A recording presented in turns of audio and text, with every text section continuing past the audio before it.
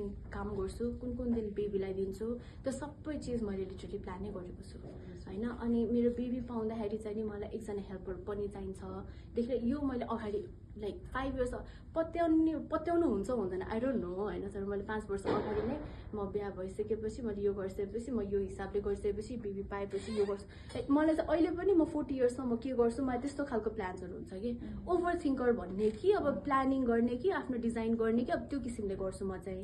So अहिले मैले हैन तर देयर आर सोसाइटल बाउन्ड्रिज हैन।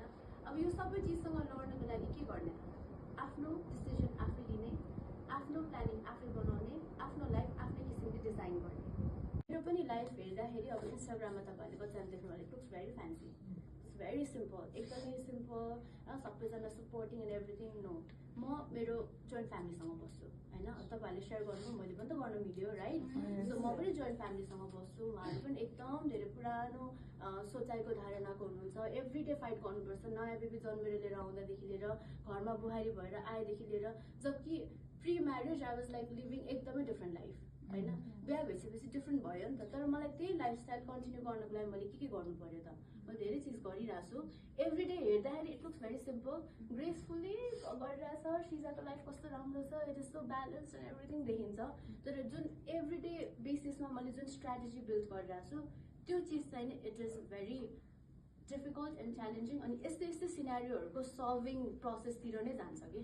सो एकजना न एकजना चाहिँ एउटा फ्यामिलीबाट त्यो व्हाइट टाइगर भएर निस्किनै पर्छ, अनि त्यसपछि बल्ल मात्र सल्भ हुन्छ। सो अब मेरो जस्तो देखिसकेपछि जुन नयाँ बुहारीहरू आइरहेको छ दे आर इन्फ्लुएन्स्ड के अनि। तर मैले कुनै गलत बाटोमा इन्फ्लुएन्स त गरिरहेको छैन नि त, सबैजना आफ्नो डिजायर अनुसार बाँचिरहेको हुन्छ, सिम्पली इट्स द्याट हैन। सो त्यो गर्नको लागि चाहिँ नि हामीहरूले नै स्टार्ट गर्नुपर्छ। अब हाम्रो घर सोसाइटीमा भन्ने गर्नुहुन्छ नि प्रायः अब नानी छोडेर आएको छ होइन, अनि नानी छोडिकन आफ्नो मन मर्जी गर्न गई भन्ने गर्नुहुन्छ, त्यसले पछि भाग्छ जस्तो लाग्छ होइन। अनि आफू सही भए पनि जहिले पनि गलत कुरा चाहिँ सही मान्नु पर्ने भन्ने त्यस्तो ठान्नुहुन्छ, त्यसले पनि पछाडि पार्छ जस्तो लाग्छ मलाई होइन। अनि त्यस्तै कुनै इक्जाम्पल दिन सक्नुहुन्छ त्यसलाई कस्तो चिज? अब आफू कति कुरामा अब सही छ र उहाँहरू गलत हुनुहुन्छ भने पनि हामीले चाहिँ उहाँहरूको कुरालाई चाहिँ सही मान्नुपर्ने, अनि आफ्नो कुरा चाहिँ गलत हो भनेर त्यो realise. Not rely on fate, I don't balance but I actually design my own life. So this perception, एउटा पर्सेप्सन जुन तपाईँहरूले माइन्डसेट बिल्ड गर्नुहुन्छ नि आफ्नो लाइफको बारेमा, त्यति बेला इन्स्टेन्टली नै तपाईँहरूको लाइफमा चेन्जेस आउन थाल्छ कि।